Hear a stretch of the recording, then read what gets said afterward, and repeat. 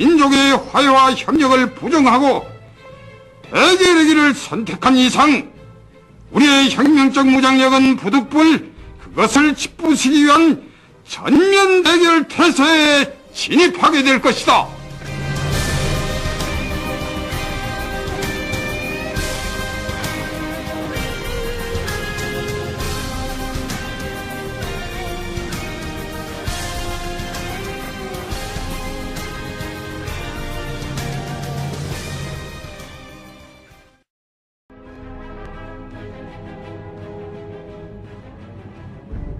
여러분은 우리나라에 핵전쟁이 일어날 수 있다고 생각하십니까? 아니면 그런 일은 절대로 일어나지 않을 것이라고 생각하십니까? 핵실험과 미사일 발사 등 북한의 군사 위협이 날이 갈수록 증대되고 있음에도 불구하고 우리 국민들의 안보의식은 점차 약해져 가고 있는 것이 오늘날 현실입니다.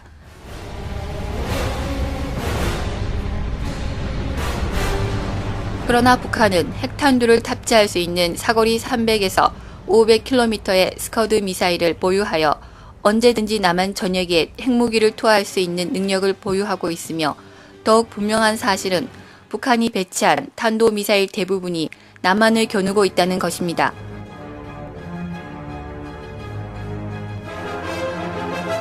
(2004년에) 공개된 미국 국방부 기밀 문서에는 이른바 한반도 핵전쟁 시뮬레이션 자료가 포함되어 있습니다. 이 시뮬레이션은 북한이 한반도에 핵을 투하할 경우를 가정하여 한반도의 기상정보와 주요 시설의 위치, 인구 밀집도 등의 재원을 입력하고 이에 따른 피해 규모와 사상자의 수를 결과로 산출한 것입니다. 지금부터 여러분은 미국 국방부에서 공개한 핵전쟁 가상 시뮬레이션을 직접 눈으로 보게 될 것이며 그 결과는 여러분이 상상하는 것 이상으로 충격적일 것입니다.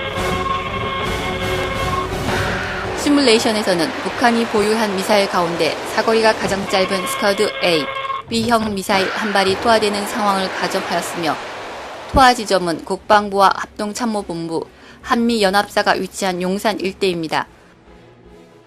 또한 핵무기의 위력은 1945년 미국이 일본 히로시마에 투하한 TNT 15킬로톤 위력과 동일한 것으로 가정했습니다.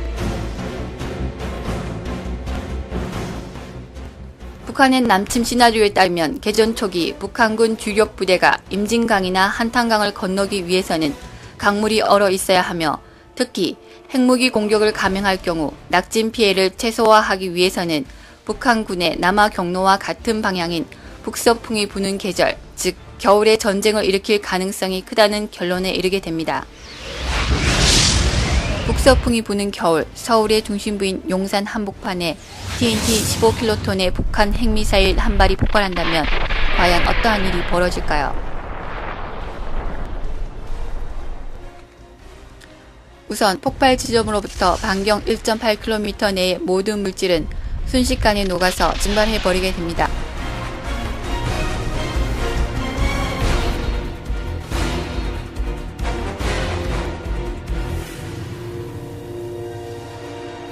여러분이 눈을 한번 깜빡이는 사이에 용산역, 전쟁기념관 등 용산 주변의 모든 건물이 한순간에 증발하듯 폭발하여 사라질 것입니다. 또한 반경 4.5km 내의 경복궁, 서울역, 시청, 광화문 등은 거대한 폭발력에 의해 휴지 조각처럼 찢겨져 나갈 것이며 서쪽으로는 마포와 서교동, 여의도, 동쪽으로는 반포와 압구정, 청담동 일대, 남쪽으로는 상도동 및 동작동 일대가 대부분 파괴될 것입니다. 이 같은 직접 피해를 통해 그 자리에서 사망하는 시민만 40만 명, 추가로 사망하는 시민이 22만 명 이상일 것으로 시뮬레이션은 분석하고 있습니다.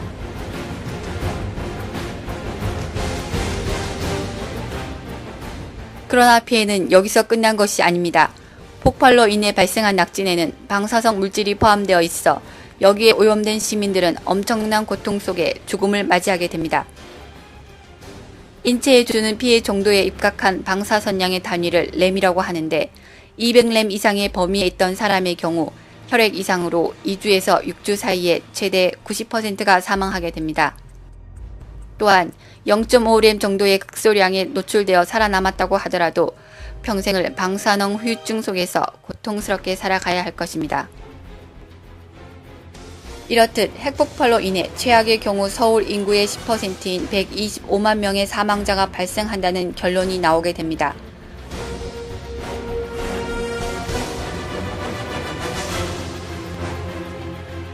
또한 실제로 핵폭발이 일어날 경우 시뮬레이션에서 가정하지 않은 가스 저장소, 주유소 등의 폭발과 화재로 인한 피해, 파편에 의한 피해까지 고려하여 더 많은 사망자가 발생할 것으로 예상하고 있습니다.